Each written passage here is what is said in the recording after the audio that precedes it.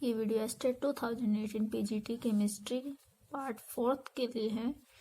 इस वीडियो के अंदर हम केमिस्ट्री के क्वेश्चंस एक्सप्लेन करने वाले हैं। इससे लास्ट वीडियो जो था, पहले वाली वीडियो में हम 91 से लेकर 110 तक के क्वेश्चन डिस्कस कर चुके हैं। इस वीडियो के अंदर हम उससे आगे के क्वेश्चन डिस्कस करेंगे 111 से 150 तक के। Question number 111, which of the following is an example of solid solution. नीचे हमें 4 ऑप्शन दिए गए हैं, इनमें से हमें बताना है सॉलिड सोल्यूशन का एग्जाम्पल क्या है। कैम्फर इन नाइट्रोजन गैस, देखिए ये सॉलिड इन सॉलिड यानी सॉलिड सोल्यूशन का एग्जाम्पल नहीं है क्योंकि यहाँ पे नाइट्रोजन गैस है। Glucose dissolve in water, water liquid है, ये भी नहीं है। Amalgam of mercury with sodium, amalgam of mercury एक सॉलिड के एग्जाम्पल है और सोडियम भी एक सॉलिड मेटल है। Chloroform mixed with nitrogen gas, यहाँ पे नाइट्रोजन गैस है तो ये भी नहीं हो सकता। तो ऑप्शन नंबर 3 हमारा जो है राइट आंसर होगा इस क्वेश्चन के लिए। नेक्स्ट है 112, equilibrium constant for the reaction hydrogen gas plus hydrogen gas convert into hydrogen iodide is Kc, then what will be the equilibrium constant for the reaction half H2 plus half I2 change into HI। यहाँ पे अगर reaction के लिए equilibrium constant Kc है, देखिए Kc constant कैसे लिखेंगे, concentration of product आगे 2 मोल है वो उसका स्क्वायर बन जाएगा अपॉन में कंसंट्रेशन ऑफ रिएक्टेंट H2 की कंसंट्रेशन इनटू में I2 की कंसंट्रेशन। सिमिलरली इस रिएक्शन के लिए जब हम लिखेंगे, जब इसका हमने हाफ मोल कर दिया है तो इसके लिए जो Kc1 मान लेते हैं हम, इसका जो इक्विलिब्रियम कांस्टेंट होगा वो Kc1 मान लेते हैं। वो क्या होगा, इसकी कंसंट्रेशन होगी ऊपर HI की प्रोडक्ट की अपॉन में रिएक्टेंट की कंसंट्रेशन, रिएक्टेंट की कंसंट्रेशन H2 की पावर हाफ एंड I2 की पावर भी हाफ हो जाएगी। अब हमें Kc और Kc1 में देखना क्या डिफरेंस है। यहाँ पे हमारा स्क्वायर है, यहाँ पे नहीं है, तो हम Kc1 वाले को स्क्वायरिंग कर देते हैं। तो ये हो जाएगा Kc1 का square equal to concentration of HI का स्क्वायर अपॉन में H2 का पावर हाफ था तो उसको स्क्वायर करेंगे तो 1 हो जाएगा, और I2 का पावर भी हाफ था तो उसको स्क्वायर करेंगे तो I2 का पावर भी 1 हो जाएगा।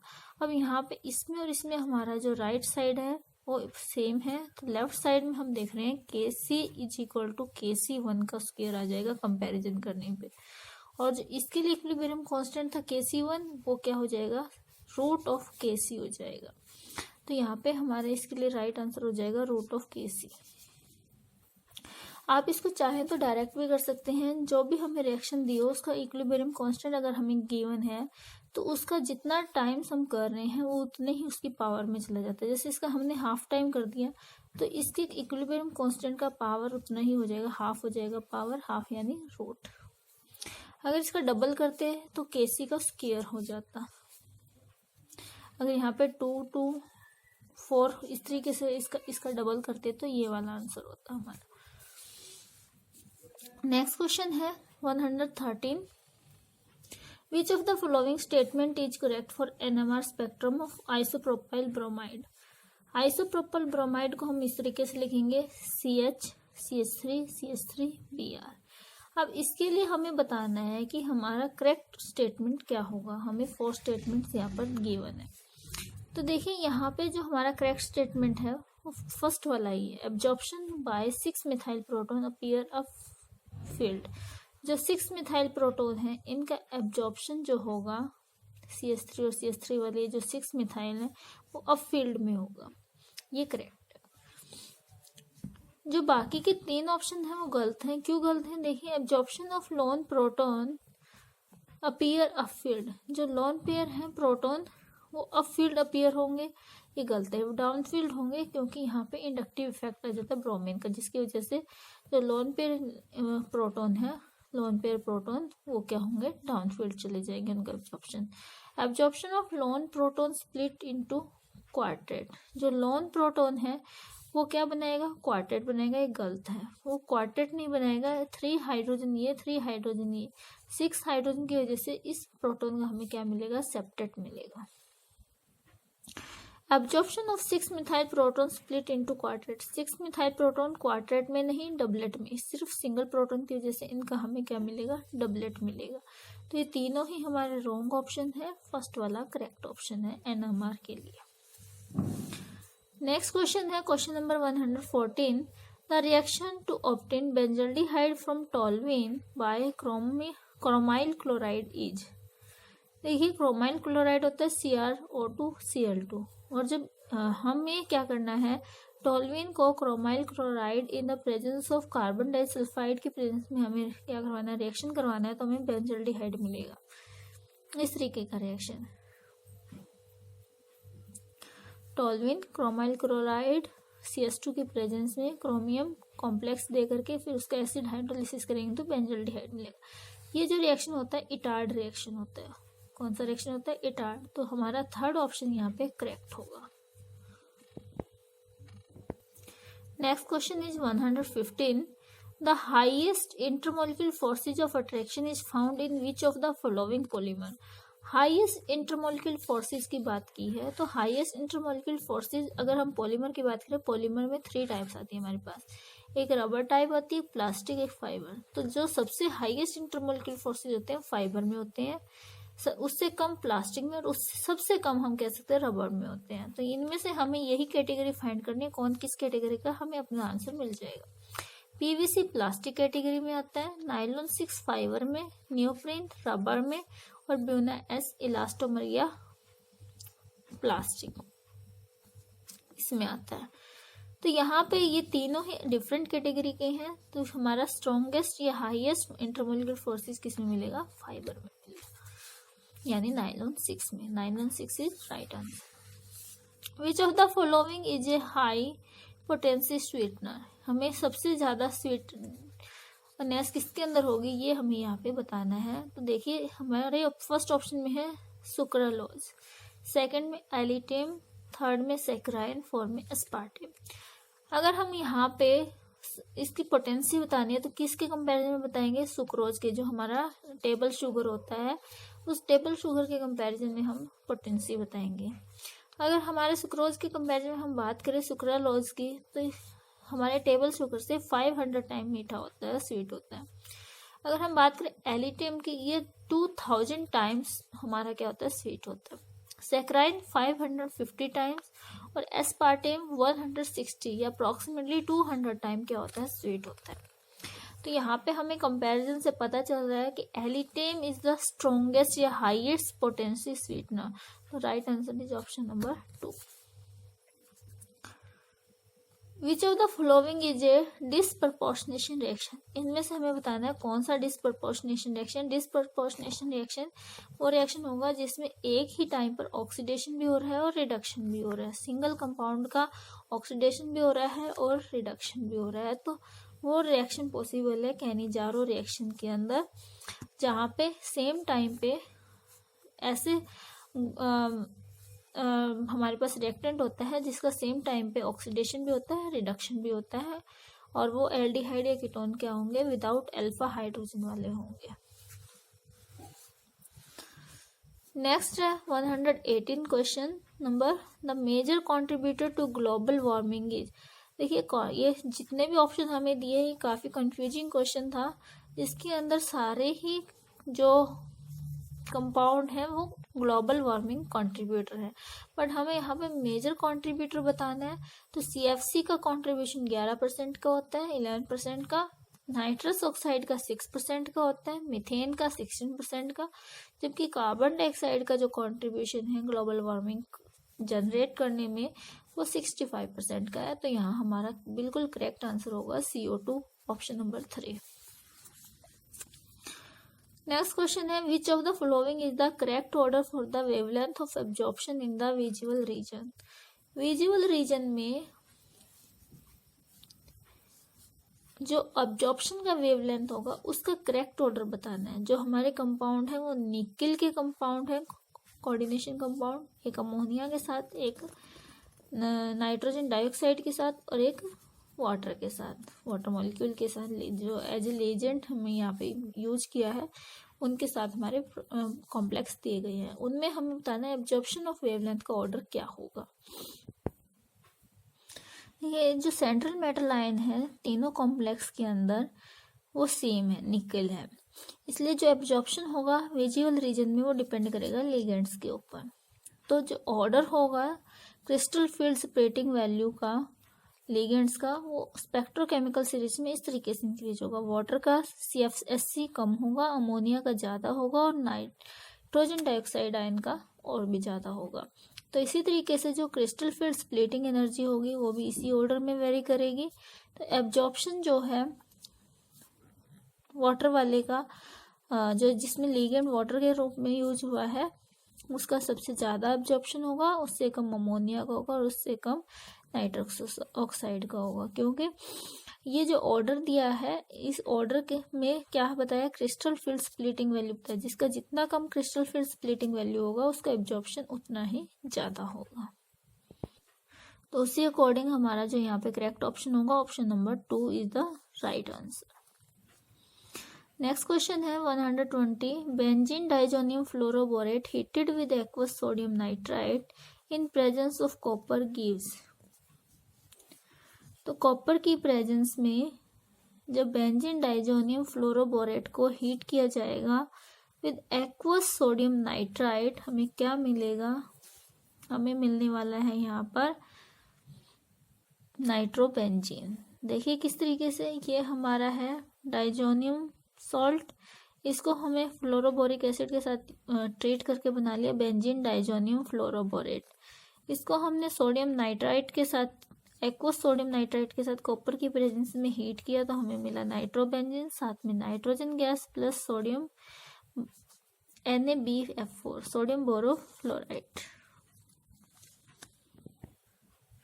Next question number 121 what weight of copper जिसका एटॉमिक मास 63.5 यूनिट है deposit when 1 faraday of electricity is pass through cupric salt solution.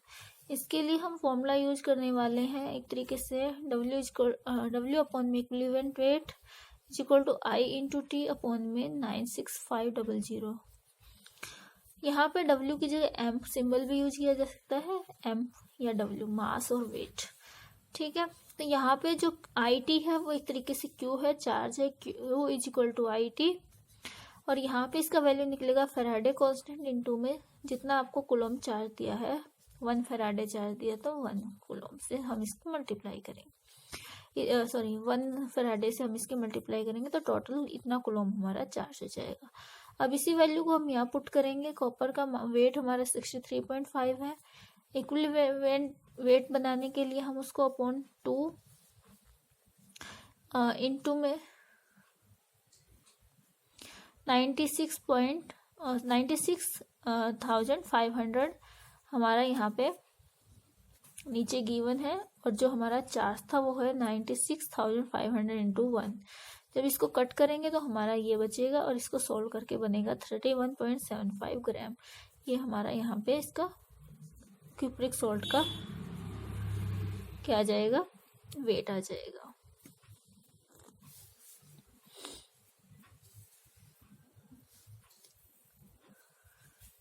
Wait of copper 122 the correct order for of increasing bond dissociation enthalpy among the following. यहाँ पे हमें correct order of increasing bond dissociation enthalpy की bond dissociation enthalpy किसकी ज़्यादा होगी, correct order बताना है किसकी कम होगी। देखिए वैसे तो डाउन द ग्रुप जाने पर बॉन्ड डिसोसिएशन एनर्जी क्या होगी, कम हो जाती है क्योंकि नीचे जाने पर साइज बढ़ जाता है तो वो इजीली ब्रेक हो जाते हैं बॉन्ड वीक होने से, तो बॉन्ड डिसोसिएशन एनर्जी डिक्रीज हो जाती है। लेकिन यहाँ पे फ्लोरीन का केस थोड़ा सा एक्सेप्शनल है। एक्सेप्शनल इसलिए है क्योंकि यहाँ पर फ्लोरीन का साइज छोटा होने की वजह से वहाँ पे रिपल्शन का केस भी आ जाता है। तो यहाँ पे fluorine has exceptionally low bond dissociation energy because of high electronegativity. लेकिन ये जो है वो आयोडीन से ज़्यादा होगी फ्लोरीन की बॉन्ड डिसोसिएशन एनर्जी, इसलिए जो हमारा करेक्ट आंसर होगा वो ऑप्शन नंबर 1 होगा।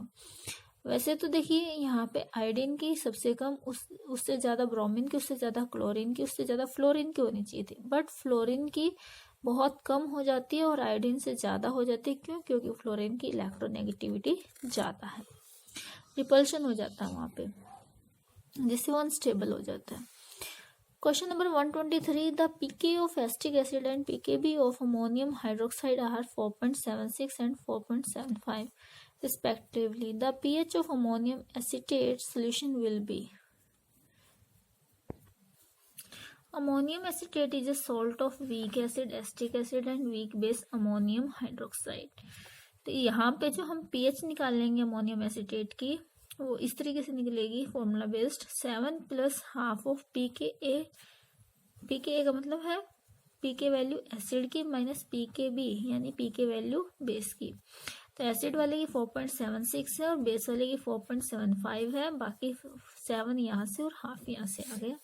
इसको सॉल्व करके आ गया 0.01/2, यहाँ पे 7 प्लस में है, इसको सॉल्व करेंगे तो 0.05 हो जाएगा और 7 ऐड करेंगे तो 7.005 हमारा यहाँ पे right answer is option number 3। Question number 124, which of the following is carbonate ore of zinc? Option 1 zinc blende sulphide का और होता है। ऑप्शन नंबर 2 कैलामाइन हमारे पास है जिंक कार्बोनेट का। और एक और चीज जो कैलामाइन कहलाती है वो होती है हेमीमॉर्फाइट, जिसका फॉर्मूला होता है Zn2OH का ट्वाइस SiO3। इसको भी मोस्टली कैलामाइन बोला जाता है क्योंकि ये भी एक पार्ट रहता है कैलामाइन के अंदर, लेकिन एक्चुअल में कैलामाइन जिंक कार्बोनेट को ही बोला जाता है। ऑप्शन नंबर 3 जिंकसाइड जिंक ऑक्साइड का होता है, ऑक्साइड का और होता है। और सेफ्लोराइड ये भी एक सल्फाइड का और होता है। तो यहाँ पे हमारा कार्बोनेट और पूछा था जिंक का, तो that is calamine. 125, the outer electron configuration of niobium बतानी हमें क्या होगी। तो नियोबियम का एटॉमिक नंबर 41 होता है। 41 के अकॉर्डिंग यहाँ पे हमारा जो इलेक्ट्रॉन कॉन्फ़िगरेशन होगा वो krypton 5s1 4d4। This is the right one. 126, the double bond in C2 consist of. C2 यानी डाई कार्बन में जिसके अंदर हमारा जो स्ट्रक्चर होगा कुछ C double bond C, 2 electron यहाँ पे 2 इलेक्ट्रॉन यहाँ पे एज ए लोन पेयर होंगे।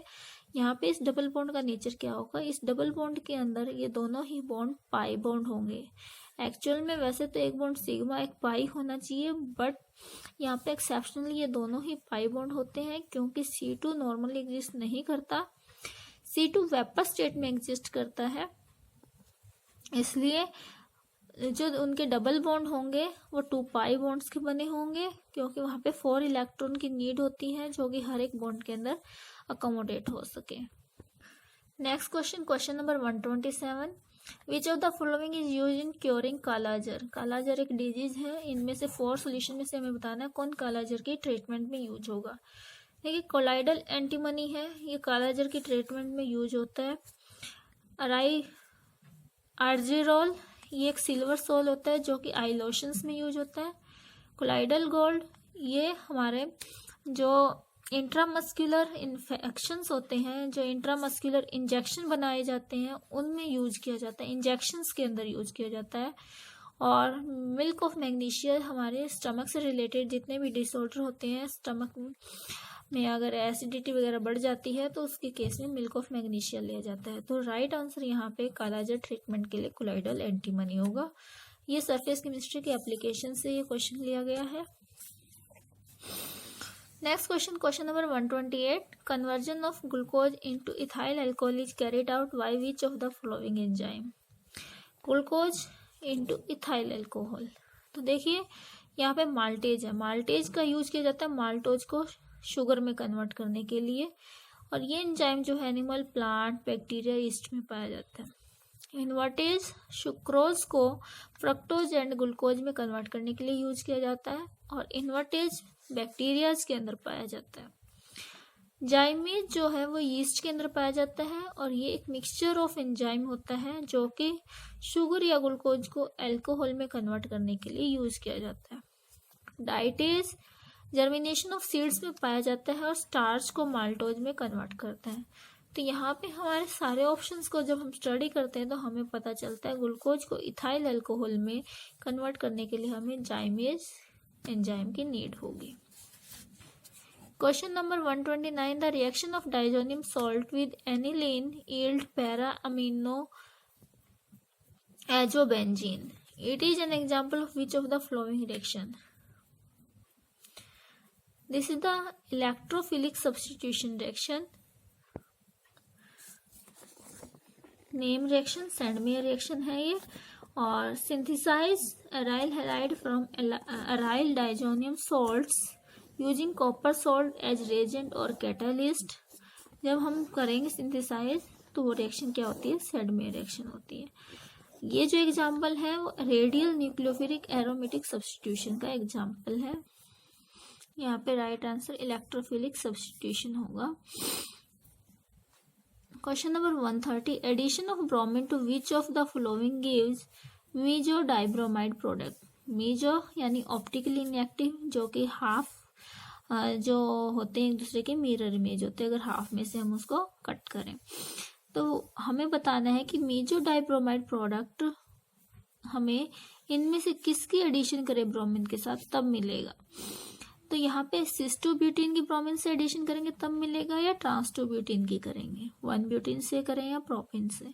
तो यहाँ पे हमारा जो राइट आंसर ट्रांसटोब्यूटीन है। ट्रांसटोब्यूटीन पर जब हम ब्रोमीन का एडिशन करवाते हैं तो हमें मीजो कंपाउंड्स मिलते हैं। देखिए ये ट्रांसटोब्यूटीन है, ट्रांस में दोनों ग्रुप लगे हैं तो ट्रांसटोब्यूटीन है। जब इसमें ब्रोमीन का एडिशन करवाते हैं तो ब्रोमीन का एडिशन एंटी एडिशन होता है। ब्रोमीन Br2 है, एक ब्रोमीन यहाँ नीचे से अटैक करेगा और एक ब्रोमीन ऊपर से अटैक करेगा। तो हो सकता है कार्बन 1 पे ब्रोमीन ऊपर से अटैक करो और कार्बन 2 पे नीचे से अटैक करो। इसी तरीके से दूसरा केस पॉसिबल है कि 1 वाले कार्बन पे ब्रोमीन नीचे से अटैक करे और 2 वाले पे ऊपर से अटैक करे। इस तरह से अटैक कर हम एक केस समझ लेते हैं, दूसरा सिमिलरली वैसे ही हो जाएगा। जब इस केस में मान लीजिए फर्स्ट वाले केस में ब्रोमीन ऊपर से अटैक कर रहा है और सेकंड कार्बन पे नीचे से अटैक कर रहा है, तो इसका ब्रोमीन ऊपर अटैच होगा और इसका ब्रोमीन नीचे अटैच होगा। जब ऊपर से अटैच होगा तो ये दोनों ग्रुप नीचे की तरफ शिफ्ट हो जाएंगे थोड़े से, H और CH3, और जब नीचे अटैच होगा तो ग्रुप थोड़े से ऊपर चले जाएंगे, CH3 और H। तो यहाँ पे एक इन्वर्टेड Y बनेगा और एक नॉर्मल Y बनेगा। ये हमारा सीहॉर्स रिएक्शन फॉर्मूला हो गया। इसको हम फिशर प्रोजेक्शन में कन्वर्ट करेंगे तो हमें 180 रोटेशन करना होगा। जब इसका 180 डिग्री रोटेशन करेंगे तो यहाँ पे ब्रोमीन जो है अवे फ्रॉम ऑब्जर्वर चला जाएगा, नीचे आ जाएगा, और मिथाइल इसके 180 डिग्री पे यानी यहाँ आ जाएगा, और हाइड्रोजन इसका 180 डिग्री पे यानी यहाँ आ जाएगा। और यहाँ पे जब इसका फिशर प्रोजेक्शन बनाएंगे तो away from observer horizontal line पे वर्टिकल लाइन पे चले जाएंगे। पहले वाले का ब्रोमीन ऊपर और दूसरे वाले का नीचे। ये हमारा लेफ्ट में और ये हमारा राइट में, लेफ्ट में राइट में। तो यहाँ पे जब हम बीच में से इसको कट कर रहे हैं मॉलिक्यूल को, तो ये दोनों एक दूसरे की मिरर इमेज बन रहे हैं, यानी मीजो कंपाउंड बन रहे हैं। सिमिलरली हमारा यहाँ पे सेकंड केस को जब हम कंसीडर करेंगे तो हमें देखने को मिलेगा सेम ऐसे ही मीजो कंपाउंड हमें देखने को यहाँ पे, या हम कहेंगे हमारे जो प्रोडक्ट होंगे वो मीजो कंपाउंड्स ही होंगे। तो हमारा करेक्ट आंसर यहाँ पे trans two butene, option number 2 is the right answer for question number 130। Question number 131, which of the following detergent is use in hair conditioner. Detergent बताना है हेयर कंडीशनर में कौन सा यूज होगा। तो फर्स्ट ऑप्शन में जो है cetyl tri methyl ammonium bromide, ये जो डिटर्जेंट है ये हमारा हेयर कंडीशनर में यूज होता है। जितना कॉस्मेटिक का सामान बनाया जाता है उसमें इस डिटर्जेंट का यूज किया जाता है।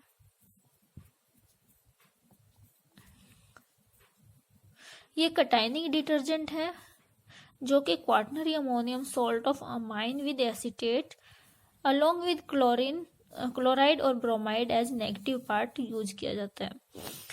सेकेंड ऑप्शन में जो है सोडियम लोराल सल्फेट है, ये हमारा जितने हाउस होल्ड क्लीनिंग प्रोडक्ट है, डिश वॉश वगैरह के लिए या जो हमारे साफ़ सफाई में कपड़े धोने के लिए जितने प्रोडक्ट बनाए जाते हैं उनमें डिटर्जेंट के रूप में यूज किया जाता है। Option number 3 sodium dodecyl benzene sulphonate हमारा क्लीनिंग एजेंट है, जैसे डर्ट या डिपॉजिट को, कार वॉशिंग वगैरह को साफ करने के लिए या पेस्टिसाइड्स बनाने के लिए उन प्रोडक्ट्स में यूज किया जाता है।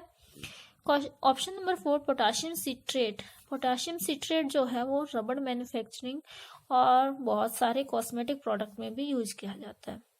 सॉफ्टनिंग प्रोडक्ट बनाने के लिए मोस्टली यूज किया जाता है potassium citrate. Then right answer is option number 1। Question number 132 potassium salt of phthalimide on heating with alkyl halide gives an alkyl phthalimide. It is an example of which type of reaction? This is Gabriel synthesis and this is nucleophilic substitution reaction. Option number 1 is right. Question number 133 the major product in the following reaction is. ये जो हमें product reactant दिया है 2-ब्रोमोपेंटीन, इसको alcoholic QH से react करेंगे तो हमें मेजर प्रोडक्ट क्या मिलेगा। देखिए यहाँ पे क्या होगा, एलिमिनेशन होगा, एक H यहाँ से एक Br यहाँ से।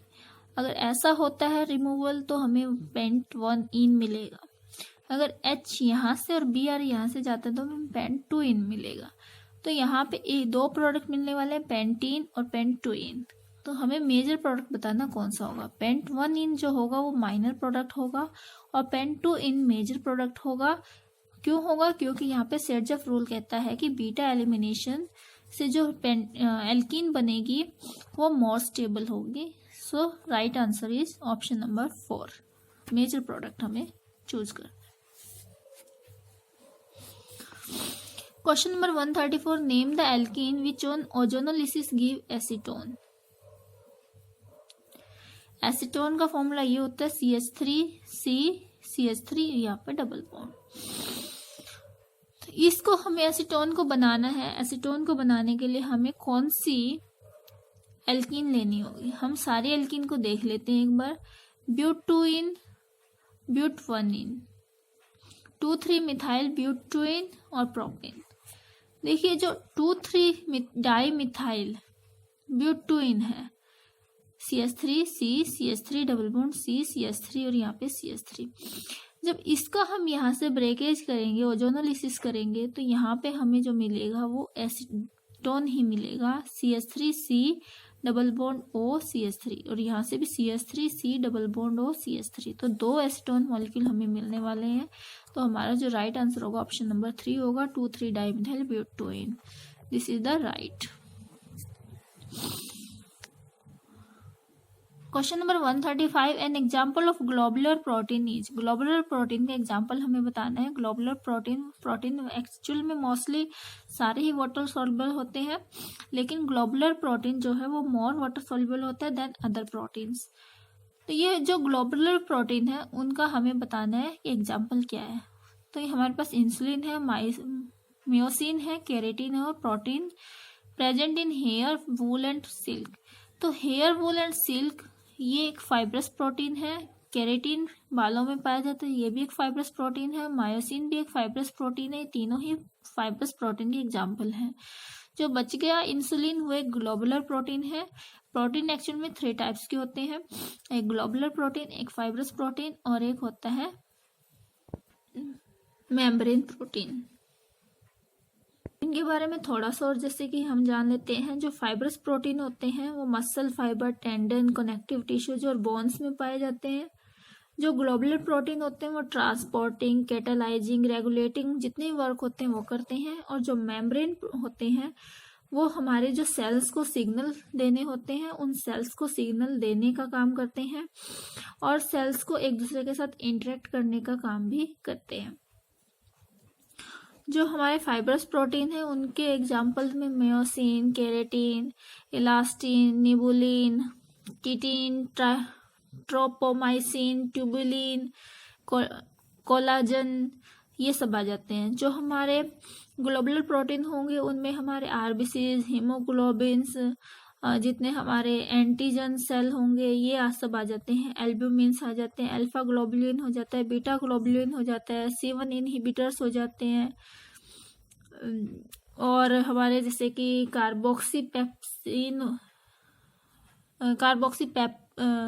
पेपिलिन हो जाते हैं, ये सब आ जाते हैं। और मेम्ब्रेन प्रोटीन में हमारा जैसे कि पोटाशियम चैनल होगा, वो एक एग्जाम्पल होगा मेम्ब्रेन प्रोटीन का। Question number 136, 2 liters of an ideal gas at a pressure of 10 atmosphere expand isothermally into vacuum until its volume is 10 liter. How much work is done in expansion? 8 liter atmosphere, 10 liter atmosphere, 80 liter atmosphere और 0। तो देखिए इसको numerical को हम solve करते हैं। यहाँ पे जो हमारा प्रेशर है वो 10 एटमॉस्फेयर का गिवन है, लेकिन ये जो प्रेशर है ये गैस का अपना खुद का प्रेशर है। हमें जो न्यूमेरिकल सॉल्व करने के लिए प्रेशर चाहिए होता है वो P एक्सटर्नल चाहिए होता है। फॉर्मूला हमारा होता है W work done is equal to minus P external into change in volume. Change in volume यानी V final minus V initial. तो यहाँ पे हमारा गैस का एक्सटर्नल प्रेशर हमें गिवन नहीं है। क्या गिवन है कि जो गैस एक्सपेंशन हो रहा है वो वैक्यूम में हो रहा है। वैक्यूम में यानी कि P एक्सटर्नल क्या होगा, 0 गिवन है हमें। तो P एक्सटर्नल की वैल्यू 0 हो गई और वॉल्यूम चेंज क्या, फाइनल में 10 लीटर हो जाता है, इनिशियल में 2 लीटर था, तो 10 माइनस 2 8 इंटू 0 0 हमारा यहाँ पे राइट आंसर हो। Option 4 is correct. The spin only magnetic movement strong ligand field of D6 ion of octahedral complex is question number 137।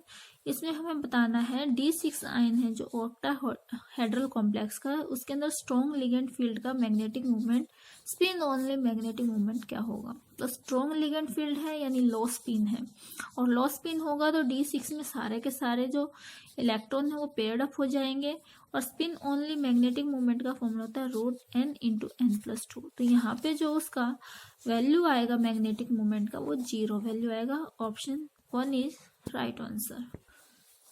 Next question है question number 138। The element Z is equal to 119 would be placed in which family of periodic table. देखिए अभी तक हमें जितने element known है वो 118 known है। अगर हमारा नेक्स्ट एलिमेंट आता है तो वो एक नए पीरियड की स्टार्टिंग करेगा, पीरियड नंबर 8। तो वो नया एलिमेंट जो है फर्स्ट ग्रुप में रखा जाएगा, 8th पीरियड के फर्स्ट ग्रुप में, और फर्स्ट ग्रुप के जो मेटल्स होते हैं उन्हें हम अल्कली मेटल्स कहते हैं। तो यहाँ राइट आंसर ऑप्शन नंबर 4 होगा, alkali metals. Next question question number 139। Match the list 1 and list 2 with respect to hybridization of xenon. तो जीनन की हाइब्रिडाइजेशन क्या होगी ग्राउंड स्टेट में 5s2 5p6 होगी। इसकी हाइब्रिडाइजेशन के साथ रिस्पेक्ट हमें क्या करना है, कंपाउंड की हाइब्रिडाइजेशन को मैच करना है। जीनन O3, जीनन F6, जीनन OF4 और जीनन F2। यहाँ पे देखिए जीनन F6 है, जीनन O3 है। यहाँ पे इनकी अगर हम बात करें तो यहाँ पे जीनन देखिए ये F6 है, F6 के लिए सारे के सारे इलेक्ट्रॉन को क्या होगा, सिंगल होना पड़ेगा। S में 2 है, P6 में 5p6, P में 6 है, तो 3 इलेक्ट्रॉन इसके और 3 ये आगे चले जाएंगे। इस तरीके से जब हम इसकी एक्साइटिंग स्टेट बनाएंगे तो वहां पे जो हमारा हाइब्रिडाइजेशन आएगा sp3d3 हाइब्रिडाइजेशन आएगा। तो सेकंड के लिए C पार्ट, सेकंड के लिए C हमारा फर्स्ट में और थर्ड में है, तो ऑप्शन 2 और ऑप्शन 4 तो यही कैंसिल हो जाते हैं। अब हमें इनमें से चेक करना है। अब यहाँ पे जीनन हेक्साफ्लोराइड के लिए sp3d3 है, और जीनन ऑक्सी F4 थर्ड ऑप्शन के लिए अगर हम देखें यहाँ पे 1 ऑक्सीजन और 4 फ्लोरीन है, तो 4 फ्लोरीन के लिए 4 हो जाएंगे इलेक्ट्रॉन, और 1 ऑक्सीजन डबल हमारा जो है डबल बॉन्ड बनाएगा, उसके लिए 1 हाइब्रिडाइजेशन कम कर देते हैं, तो क्या हो जाएगी sp3d2 हाइब्रिडाइजेशन यहाँ पे हो जाएगी।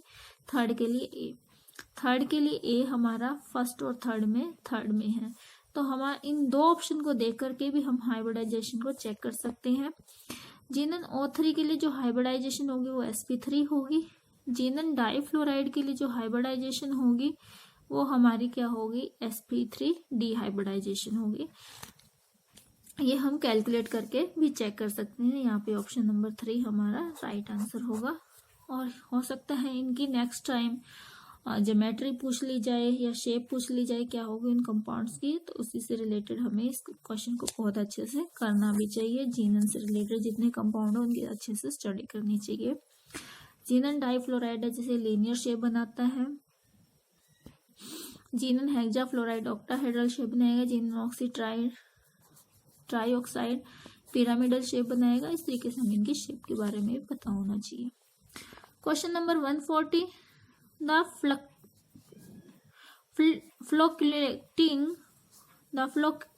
flocculating power of which of the following is highest for coagulation of aluminium oxide into XH2O sol।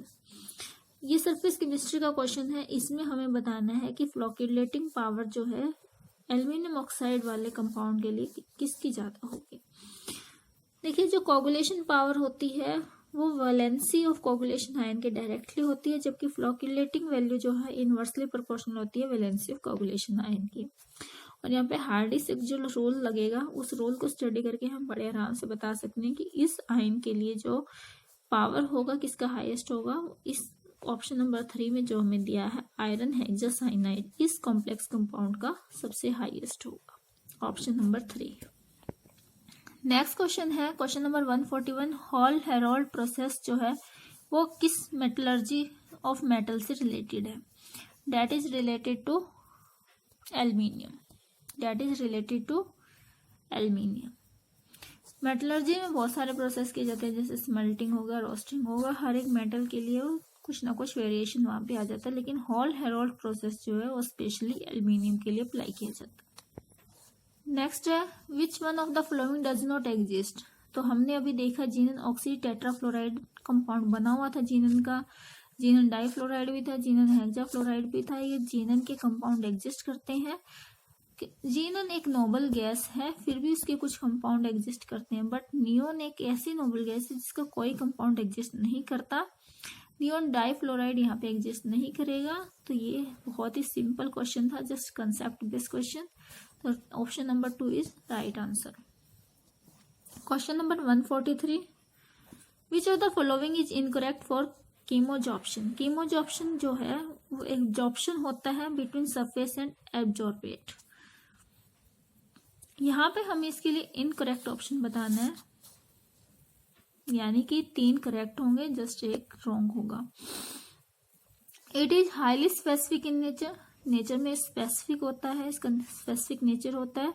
It result into multi molecular layer, ये ऑप्शन गलत है, मल्टी मॉलिक्यूलर लेयर नहीं बनाता है ये। Option 3, it is caused by chemical bond formation, yes इसमें new chemical bond formation होता है और ये रिवर्सिबल भी होता है। तो 1, 3, 4 राइट है, option 2 is incorrect. Question number 144, sodium salt of benzoic acid on heating with soda lime gives. Sodium salt of benzoic acid on heating with soda lime gives. ये एक डीकार्बोक्सिलेशन रिएक्शन है जिसमें हम बेंजोइक एसिड का sodium salt लेते हैं, उसको heat करते हैं सोडा लाइम के साथ, तो वो हमें बेंजीन देता है और साथ में हमें सोडियम कार्बोनेट भी मिलता है। This is the reaction. यहाँ पे हमें बेंजीन के साथ सोडियम कार्बोनेट भी मिलेगा। Question number 145, the main product of the reduction of nitrobenzene in neutral solution with zinc dust and ammonium chloride is. हमें मेन प्रोडक्ट का नाम बताना है जब रिडक्शन किया जाएगा नाइट्रोबेंजीन का न्यूट्रल सोल्यूशन के साथ, और जिसमें हमारा जो कैटलिस्ट है या रिड्यूसिंग एजेंट है वो जिंक डस्ट रहेगा एंड अमोनियम क्लोराइड रहेगा। तो हमें वहां पे क्या मिलने वाला। देखिए रिएक्शन ये है जिसमें हमने ये लिया है नाइट्रोबेंजीन, जिंक डस्ट, और इसको हमने अमोनियम क्लोराइड के साथ वार्म अप किया है न्यूट्रल सोल्यूशन के अंदर। तो हमें यहाँ पे मिलने वाला है C6H5NHOH, यानी फिनाइल हाइड्रोक्सिल अमाइन साथ में जिंक ऑक्साइड। तो option number 2 is right, phenyl hydroxyl amine. Question number 146, which of the following statement is correct for SN1 mechanism. SN1 mechanism को जब हम स्टडी करेंगे तो हमें पता चल जाएगा कौन सी करेक्ट है। यहाँ पे 3 रॉन्ग होंगी, एक ही करेक्ट होगी। The first step is dissociation into an intimate ion pair. In second step, the leaving group attack from backside. There is inversion of configuration. An external nucleophile attack the substrate. तो यहाँ पे हमें correct बताना है। Correct is the first one. जो आपका first step होगा वो इंटीमेट आयन पेयर में डिसोसिएशन हो जाएगा उसका। Question number 147, the sugar moiety present in DNA molecule. DNA molecule में शुगर मोइटी कौन सी प्रेजेंट होती है? अगर हम देखें शुगर मॉलिक्यूल DNA मॉलिक्यूल के अंदर जो DNA वर्ड है ये किससे बना है? डीऑक्सी राइबो न्यूक्लिक एसिड से बना है। इस DNA के अंदर जो डीऑक्सी राइबो वर्ड आया है ये डीऑक्सी राइबोज शुगर से आया है। तो यहाँ पे ये जो डीऑक्सी राइबोज है ये एक शुगर है, शुगर। तो यहाँ पे जो आपका शुगर मोइटी हो जाएगा वो बीटा D2 डीऑक्सी राइबोज हो जाएगा। बाकी राइबोज है, ग्लूकोपाइरेनोज है, फ्रक्टोपाइरेनोज है, ये नहीं होंगे। डीऑक्सी राइबोज यहाँ पे करेक्ट है, तो उसी के according beta D2 deoxy ribose. 148, when an aryl halide is treated with the very strong basic amide ion in liquid ammonia, it is converted into aniline. The intermediate in the reaction is, देखिए aryl halide हम एक तरीके से bromine halide ले लेते हैं, bromobenzene. इसको treat किया स्ट्रॉन्ग बेसिक अमाइड के पॉजिटिव NH2 नेगेटिव के साथ in liquid ammonia -40 degree Celsius temperature पे, तो एनिलीन में कन्वर्ट हो रहा है। एनिलीन में कन्वर्ट होने से पहले ये किस में कन्वर्ट होगा? इंटरमीडिएट प्रोडक्ट क्या होगा इसका? बेंजाइन होगा, benzene.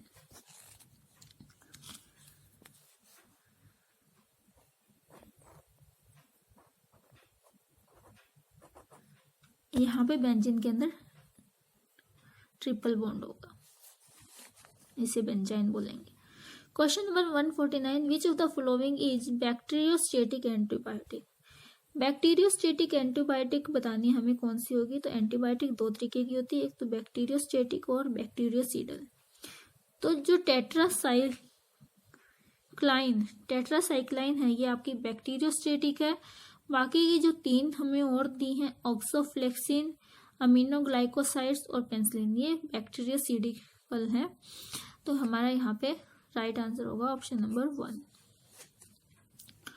Question number 150, Carius method is use for estimation of each element. Carius method जो है ये एनालिटिकल केमिस्ट्री से यूज किया गया है, डायरेक्ट कंसेप्ट बेस्ड क्वेश्चन है। कैरिस मेथड जो है हेलोजन्स की एस्टिमेशन के लिए, हेलोजन्स का पता लगाने के लिए हम यूज करते हैं। कैरिस मेथड का यूज किया जाता है, इसमें हेलोजन से रिलेटेड रिएक्शंस की जाती हैं। तो यहाँ पे हमारा केमिस्ट्री का पोर्शन कंप्लीट होता है। जितने क्वेश्चन हमारे यहाँ पे थे 160 क्वेश्चन, 20 हमने पहले कर लिए थे, 40 हमने आज इस पार्ट में किए हैं। Thank you very much.